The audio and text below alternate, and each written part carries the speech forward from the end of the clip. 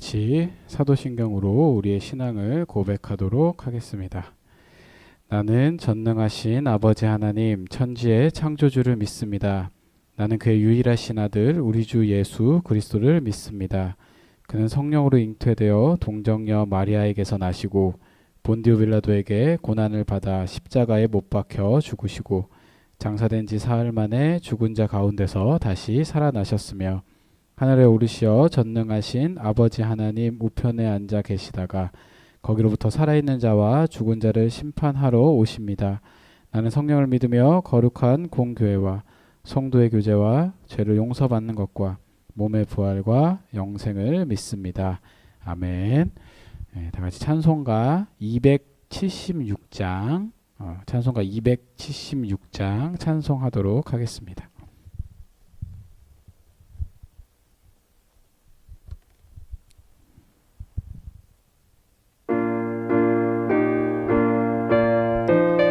(1절) (3절만) 하겠습니다.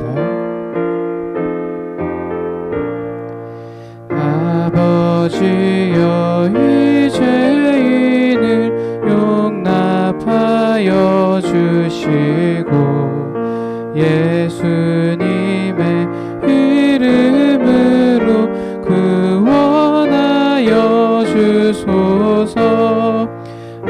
아버지를 떠나 산지 벌써 오래되었고 험한 길에 고난 몸이 이제 돌아옵니다.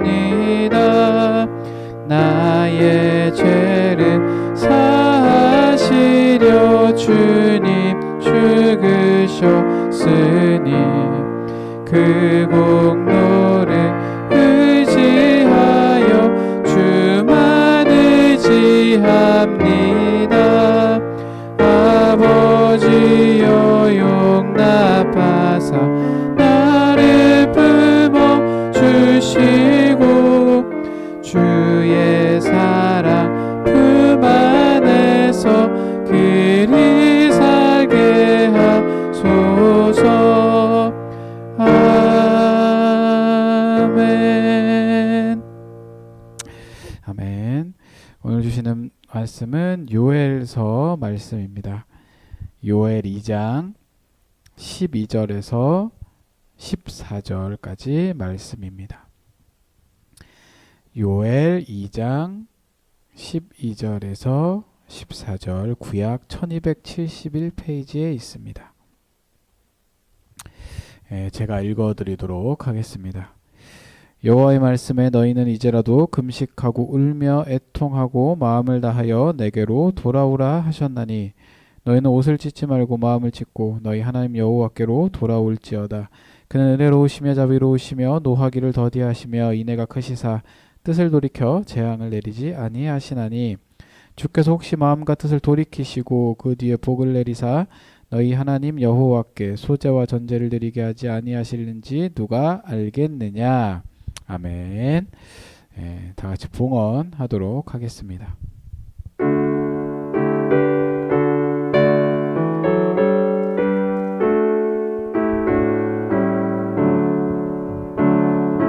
내게 있는 모든 것을 아낌없이 드리네. 사랑하고 의지하며 주만 따라 살리라. 주께 드리네. 주께 드리네. 사랑하는 구주 앞에 모두 드리네. 아멘. 하나님 감사합니다. 아버지의 은혜로 오늘도 예배하게 하시고 귀한 예물을 정성껏 준비하여 주님께 드리게 하심을 감사드립니다. 이 예물이 쓰일 때마다 오직 예수의 은혜와 사랑이 나타날 수 있도록 하나님 함께 하여 주시며 우리 청년들 모두가 주님께로 돌아감으로 인하여서 돌이키시는 그 하나님의 은혜와 사랑을 넘치게 누리는 귀한 시간들이 될 수 있도록 인도하여 주시옵소서. 우리가 영과 진리로 주 앞에 예배합니다. 이 시간 주님께서 홀로 영광 받아주시며 인도하여 주시옵소서. 감사드리며 예수님의 이름으로 기도드립니다. 아멘. 예, 반갑습니다. 예, 오늘도 우리가 이렇게 영상으로 주님 앞에 예배를 드립니다. 코로나로 인해서 우리가 어쩔 수 없이 이렇게 예배를 드리지만 그래도 좀 시간과 또 여건이 허락하시는 분들은 우리가 주일 오후 3시에 2층 조이풀 카페에서 청년부 예배를 함께 드리고 있습니다. 꼭 기억하시고 이렇게 예배당에 오셔서 함께 예배를 드릴 수 있기를 바랍니다. 오늘은 요엘서 말씀을 읽었습니다. 이 요엘서 읽은 말씀을 가지고 여호와께로 돌아오면 이라는 제목으로 주일 설교 말씀 전해드리도록 하겠습니다. 오늘 읽은 본문은 요엘서예요. 이 요엘 선지자의 이야기가 나와 있습니다. 이 요엘 선지자가 이 활동했던 그 시기는 이 남유다의 8번째 왕 요아스가 다스리던 때예요. 요아스 이전의 왕들이었던 아하시아, 아달랴 이런 왕들은 북이스라엘의 가장 악했던 왕 아합이죠. 그 아합과 인척 관계를 맺어요. 그리고 그들의 우상인 바알과 아세라를 섬기게 됩니다. 그래서 요아스가 다스리던 이 시기는 정치 종교적으로 굉장히 불안정한 그런 시대였어요.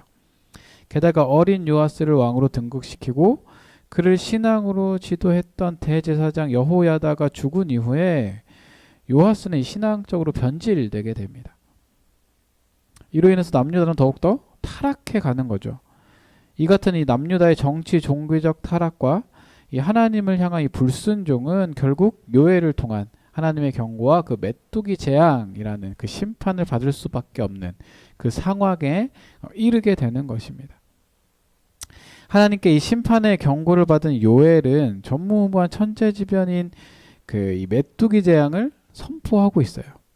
그 내용은 요엘서의 첫 부분부터 오늘 본문의 바로 앞까지 굉장히 자세하게 묘사되고 있습니다. 특히 2장 2절과 3절에 자세하게 말씀을 해요. 이렇게 말씀을 합니다. 곧 어둡고 캄캄한 날이요 짙은 구름이 덮인 날이라 새벽빛이 산 꼭대기에 덮인 것과 같으니 이는 많고 강한 백성이 이르렀음이라. 이와 같은 것이 옛날에도 없었고 이후에도 대대 없으리로다. 불이 그들의 앞을 사르며 불꽃이 그들의 뒤를 태우니 그들의 예전 땅은 에덴 동산 같았으나 그들의 나중의 땅은 황폐한 들 같으니 그것을 피한 자가 없도다. 이렇게 말씀을 하고 있습니다. 혹시 이 심판을 겪은 사람들이 그것을 자연현상의 그런 하나로 여길 수 있는 그런 가능성도 있었기 때문에 그런 무지한 일을 원천봉쇄하려고 하던 듯이 요엘은 굉장히 자세하게 묘사를 하죠. 또한 그 서술을 통해서 이것이 하나님의 심판이다라는 것을 분명하게 이야기하고 강조하고 있는 거예요. 하나님의 백성들이 그 메뚜기 재앙이라는 고통을 통해서라도 다시금 하나님에게로 돌아오기를 원하시는 겁니다. 그래서 이스라엘 백성들을 향한 그 애타는 마음으로 선지자 그 요엘을 통해서 지금 말씀을 하고 계시는 거죠. 이 구약의 다른 이 선지서에서 반복해서 선포되는 그 여호와의 날이라는 이 궁극적인 그 심판의 때에 하나님은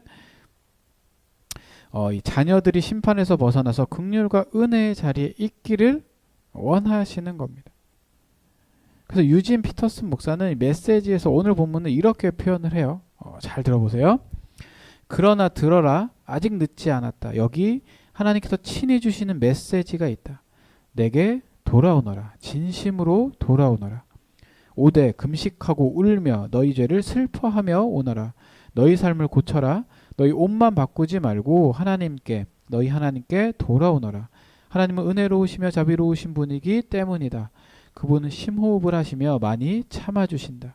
이토록 오래 참으시고 넘치게 사랑하시는 하나님은 언제든 재난을 취소할 준비가 되어 있으시다. 누가 알겠는가? 어쩌면 그분께서 당장 그렇게 해주실지, 어쩌면 뜻을 돌이켜 동정을 베풀어 주실지, 하실 말씀, 하실 일을 다 하신 다음에 어쩌면 하나님께서 차고 넘치도록 복을 부어 주실지. 오늘 이 본문에서 요엘은 이스라엘 백성에게 속히 하나님께 다시 돌아오라 이렇게 지금 강조하고 있습니다. 그러니까 요엘의 메시지는 크게 두 가지 정도로 우리가 나눌 수 있는 거예요. 앞부분은 심판과 경고의 말씀, 뒷부분은 권면과 회복의 말씀, 이렇게 이루어져 있습니다. 그러니까 우리는 요엘을 통해서 이 심판의 말씀뿐만 아니라 택하신 백성들을 끝까지 포기하지 않으시고 회복시켜 주시는 그 하나님의 사랑을 발견하게 된다라는 거예요.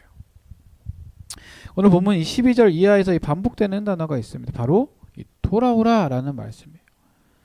이 12절 13절에 이 돌아오라에 사용된 그 히브리어 단어는 슈브입니다. 슈브. 이 슈브라는 단어는 돌아가다, 변하다라는 의미로 이 마음과 행동의 변화를 뜻하고 있어요. 오늘 본문에서는 하나님을 향한 의지적인 방향 전환을 의미한다라고 보시면 됩니다. 뿐만 아니라 이 본문을 계속 읽다 보면 이 슈브라는 단어의 그 행동 주체가 이스라엘에게만 쓰이는 것이 아닌 것을 발견할 수 있습니다. 이 본문 말씀에서 사용되는 그 이스라엘의 슈브는 그 이스라엘이 주체적으로 하나님께 돌아갈 때만 사용되는 것이 아니라는 거예요. 이스라엘로 하여금 이렇게 그렇게 행동하게 하시는 하나님이 주체가 되시는 그 슈브로 연결이 되는 겁니다. 그러니까 이스라엘이 돌아오다라는 응답을 할 수 있도록 하나님께서 이끌고 계신다라고 보시면 되는 거예요. 본문 14절 말씀에 이 돌이키시고라는 부분도 슈브라는 단어를 사용을 합니다. 그렇기 때문에 타락하고 변질된 이스라엘 백성의 돌이킴은 곧 하나님의 돌이키심으로 연결이 되고 있다라는 거예요. 하나님을 향한 이스라엘의 이 돌이킴은 바로 우리를 향한 하나님의 돌이키심으로 반드시 귀결된다라는 것을 오늘 본문 말씀은 분명하게 이야기를 하고 있는 겁니다. 이것은 마치 아버지를 떠난 탕자가 언제든지 이 아버지께로 돌이키기만 하면 돌아오는 아들에게로 곧장 돌이켜 맞아주시는 그 아버지의 은혜와도 같다라는 거죠. 자, 그렇다면 이 돌이킨다, 어떤 의미가 있을까요? 돌이킴은 곧 회개의 행위를 의미하는 거예요. 당시 이스라엘 백성들은 금식이 선포되면 옷을 찢고 죄를 뒤집어 쓰므로써 슬픔을 직접적으로 표현을 합니다. 금식할 때 어떤 음식을 먹어야 하는지도 정해져 있었어요. 그런데 요엘은 옷을 찢고 죄를 뒤집어 쓰는 그런 형식적인 행위에 그치지 말고 자신의 마음을 찢으면서 하나님께 돌아오라고 선포하고 있는 겁니다. 그러니까 이 하나님께서 원하시는 회개라는 것은 단순히 죄의 고백과 이 참회에서 그치는 것이 아니라 온 마음과 전 존재가 죄의 길에서 돌이켜서 반대로 하나님을 향하는 것을 의미하는 거예요. 타락한 이스라엘이 하나님께서 돌아가는 결단이 일어날 때 그들을 향하신 하나님의 은혜와 자비 그리고 인애라는 돌이키심의 역사가 반드시 임하게 된다라는 겁니다. 그리고 이렇게 타락한 이스라엘과 이 하나님의 이 슈브라는 그 공식이 성립이 될 때 이 14절에 복을 내리사라는 응답이 오늘 본문 이후에 나오는 거예요. 14절 후반부에 어떻게 말씀을 하냐면 하나님이 뜻을 돌이키시고 복을 내리시는 그 응답으로 나타나는 결과가 분명하게 나옵니다. 그러니까 이것은 소제와 전제로 대표되는 제사, 곧 예배를 말씀을 하는 거예요. 이것은 피조물의 창조주 하나님을 향한 응답 행위인 거거든요. 그래서 14절에 이어지는 15절에서 17절까지는 거룩한 성회, 곧 이스라엘이 하나님께로 다시 돌아와서 구별됨으로 드리는 거룩한 예배의 그 회복의 모습을 묘사를 합니다. 이 거룩한 성회는 오직 예배를 받으시는 하나님만이 허락하실 수 있는 것으로 이스라엘과 진정한 관계 회복을 의미하고 있는 거예요. 이렇듯 타락한 이스라엘이 하나님께서 내리시는 그 복을 받아서 거룩하게 회복된다라는 것은 백성들이 하나님께로 다시 돌아올 때 하나님께서 그들에게 다시 돌이키심으로 이루어지는 겁니다. 그리고 이러한 회복을 통해서 하나님이 주시는 구체적인 복음의 내용이 18절 이하에 말씀을 하고 있는 거예요. 18절 말씀은 그때에 라고 시작을 합니다. 그때에. 이는 이스라엘이 하나님께로 돌아옴으로써 하나님도 다시 그들에게 돌이키시고 회복을 주시는 때를 의미하는 거예요. 자, 그렇다면 하나님께서 주시는 그 회복은 무엇일까요? 먼저 땅의 회복을 이야기를 합니다. 21절에 땅이여 두려워하지 말고 기뻐하며 즐거워할지어다 여호와께서 큰 일을 행하셨음이로다 라고 말씀합니다. 그러면서 25절까지 메뚜기로 인해서 황폐화된 이스라엘 땅이 창조주이신 하나님의 능력으로 다시 회복되고 풀과 열매, 곡식과 포도주 그리고 기름이 넘치는 풍족함의 은혜가 그곳에 임하겠다라고 말씀을 하고 있는 거예요. 땅의 회복을 얘기합니다.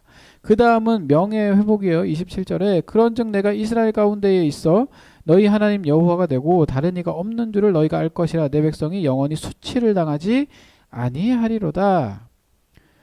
그러니까 택하심을 받은 이스라엘의 메뚜기 재앙이 임한 사건은 유일하신 하나님만을 섬겼던 그 이스라엘의 수치와 모욕을 가져다 주는 사건이었어요. 선민 이스라엘의 명예 회복을 위해서 하나님은 26절, 27절을 통해 두 번이나 수치를 당하지 아니하리로다 라고 선포를 하십니다.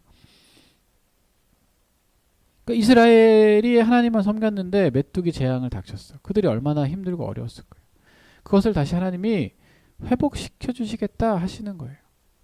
그리고 28절에 무엇을 얘기하냐? 마지막으로 영적인 회복을 의미합니다.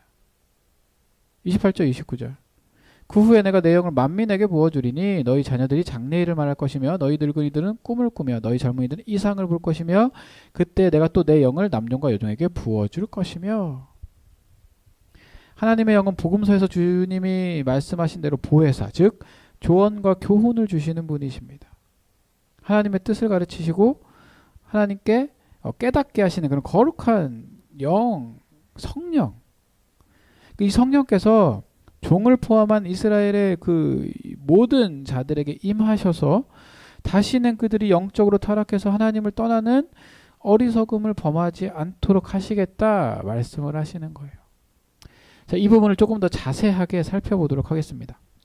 그러니까 요엘은 지금까지 특정한 지도자들에게만 임했던 하나님의 영이 차별 없이 모든 사람들에게 임할 것을 지금 말씀을 하고 있어요. 그것을 예언합니다. 오늘날 우리는 하나님의 영이 우리 모두에게 임한다라는 사실을 너무나도 당연하게 생각하죠.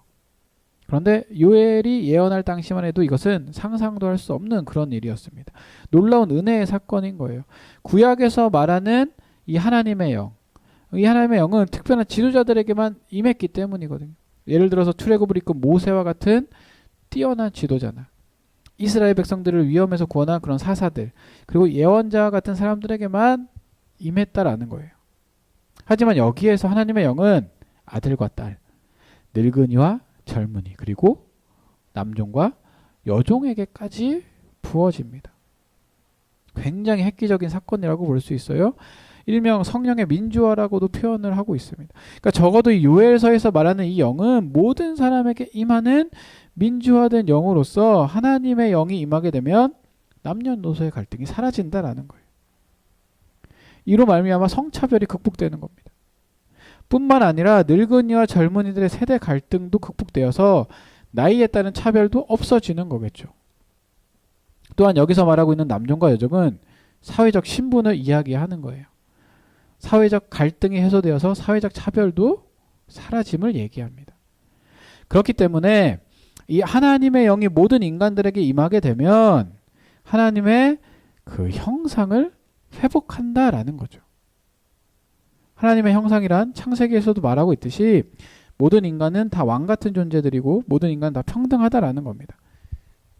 그렇기 때문에 인간 위에 인간이 없는 것이고요. 인간 아래 인간도 없는 겁니다. 그런 하나님의 형상이 회복되는 사회. 이것은 곧 모든 인간들이 다 하나님의 자녀로서 차별 없이 동등하고 존귀한 존재들로 격상되는 거예요. 이것이 성취되는 곳이 바로 사도행전 2장입니다. 사도행전 2장 16절에서 21절의 말씀을 하는데 한번 들어보시기 바랍니다.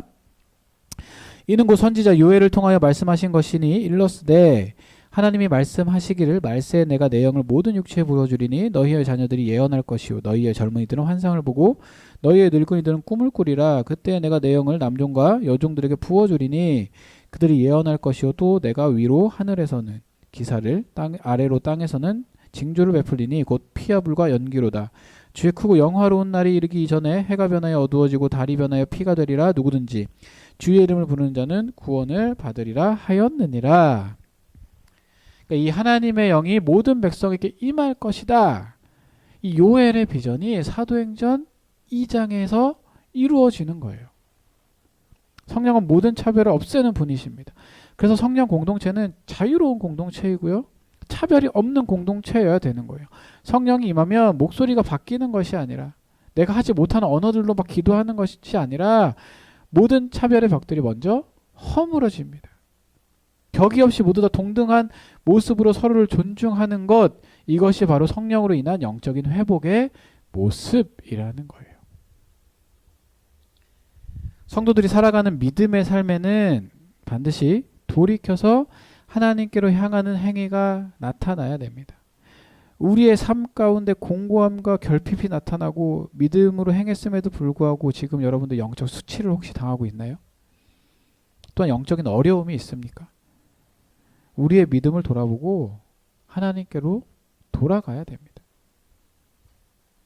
돌아오면 돌이키신다라는 약속의 말씀을 붙들고 믿음으로 돌이키는 결단을 우리가 할 때 우리의 삶에서 회복의 역사가 시작되는 것이죠. 하나님께서는 오늘 요엘서를 통해서 주시는 말씀의 원리가 있어요. 우리는 그걸 기억해야 돼요. 그게 뭐냐면 하나님께 돌아와서 하나님의 돌이키시는 은혜를 경험한다. 이거예요. 우리가 돌이켰을 때 하나님께서 돌이키셔서 우리에게 은혜를 주신다라는 거죠. 요엘에 등장하는 메뚜기 재앙은 출애굽기의 10재앙 중 8번째 재앙을 떠올리게 해요. 출애굽기 10장 14절 15절에 이렇게 말씀합니다. 메뚜기가 애굽 온 땅에 이르러 그 사방에 내림에 그 피해가 심하니 이런 메뚜기는 전에도 없었고 후에도 없을 것이라. 메뚜기가 온 땅을 덮어 땅이 어둡게 되었으며 메뚜기가 우박에 상하지 아니한 밭의 채소와 나무 열매를 다 먹었으므로 애굽 온 땅에서 나무나 밭의 채소나 푸른 것이 남지 아니하였더라. 그러니까 이 출애굽 시대 메뚜기 재앙 역시 바로를 굴복시킬 정도로 굉장히 큰 그런 재앙이었죠. 재앙을 경험한 바로는 처음에는 이에 굴복해서 메뚜기가 떠나도록 강구를 해요. 하지만 이내 마음을 돌려서 이스라엘 백성들을 보내주지 않습니다. 하나님의 큰 능력과 재앙을 경험하고도 마음을 온전히 돌이키지 않았던 바로예요. 결국 더 큰 재앙으로 인해서 하나님 앞에 굴복하게 되죠. 그제서야 바로가 이스라엘을 출애굽시킬 수밖에 없었음을 우리가 잘 알고 있습니다. 요엘은 이 바로가 아닌 이스라엘 백성들에게 메뚜기를 통한 하나님의 경고를 지금 이야기하고 있는 거예요. 뿐만 아니라 하나님은 요엘을 통해서 타락한 이스라엘이 돌아오기만 한다면 반드시 돌이키실 것이고 그들을 회복시키시고 복을 내리실 것이라고 지금 약속까지 해주고 계세요. 우리는 그 옛날 재앙을 경험하고 하나님의 말씀을 들으면서도 깨닫지 못해서 돌이키지 않았으므로 결국 파멸에 이르렀던 그 바로의 행동을 반복하지 말아야 되는 거겠죠. 여러분 잘 생각하셔야 됩니다. 거짓말을 하지 않으시는 이 신실하신 하나님의 약속을 믿어야 돼요. 오늘 요엘을 통해서 주시는 돌아오면 분명히 돌이키신다라는 하나님의 그 약속의 말씀을 온전히 붙들어야 된다라는 겁니다. 제발 우리의 삶을 되돌아보고 돌이키시기 바랍니다. 주님 앞에 돌아가야 돼요. 돌아가면 하나님이 마음을 돌이키셔서 우리에게 재앙을 내리시지 않으시고 복을 주시고 은혜를 주신다라는 겁니다. 우리의 삶을 한번 되돌아보고 우리가 돌이켜야 될 것들이 있다면 오늘 당장 지금 당장 하나님 앞에 나와 무릎 꿇고 기도함으로 돌이키시기 바랍니다. 그렇게 돌이킴으로 인해서 하나님께서 주시는 놀라운 은혜와 사랑을 경험하는 우리 큰기쁨교회 청년들이 될 수 있기를 간절히 소원합니다. 다 같이 좀 찬양하면서 좀 나아갔으면 좋겠습니다. 하나님께 돌아감으로 인해서 하나님이 주시는 그 은혜와 사랑을 다 같이 고백하기를 원합니다.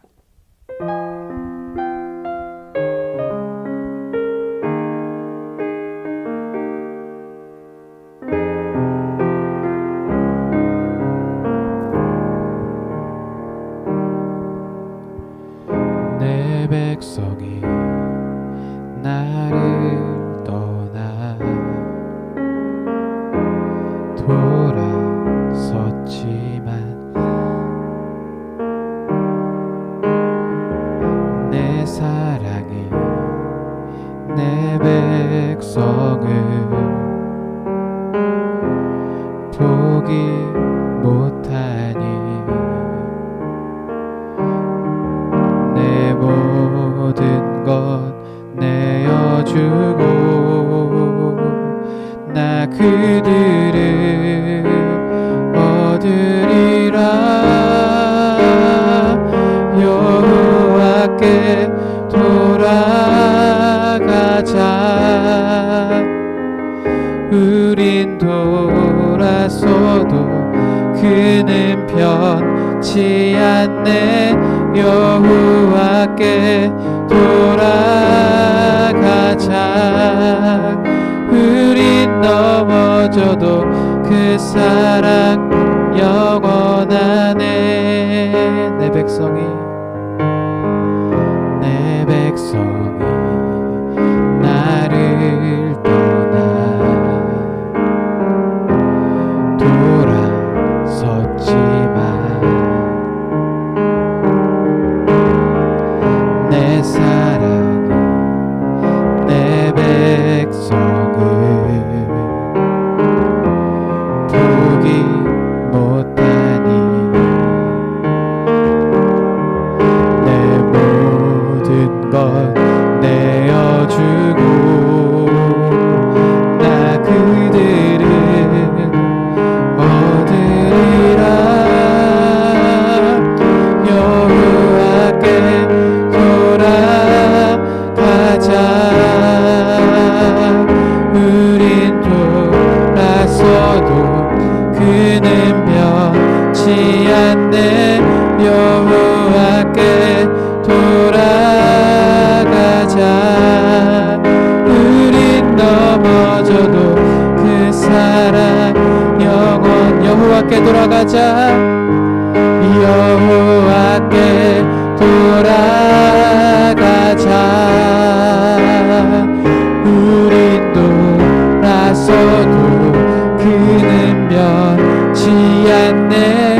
여호와께 돌아가자. 우린 넘어져도 그 사랑 영원하네. 하나님, 주님 앞에 돌아가기 원합니다. 우리가 돌이킴으로 인하여서 하나님께서 돌이키시고 재앙을 내리시지 아니하시고 축복과 은혜를 경험하게 하시는 하나님의 은혜와 사랑을 우리가 느낄 수 있도록 인도해 주시옵소서. 이 청년의 때에 주님 앞으로 돌아가기 원합니다. 회개하고 삶이 변화되기 원합니다.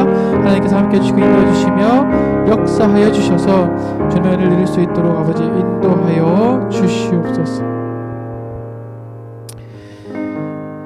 이제는 우리 주 예수 그리스도의 은혜와 하나님 아버지의 놀라우신 사랑과 성령님의 감화감동 교통 역사하심이 하나님께로 돌이킴으로 인하여서 하나님의 은혜와 사랑을 경험하기 원하는 우리 큰길분교회 모든 청년들을 위해 그 가정과 교회와 역사 위에 이제부터 영원토록 함께 하기를 간절히 축원하옵나이다. 아멘.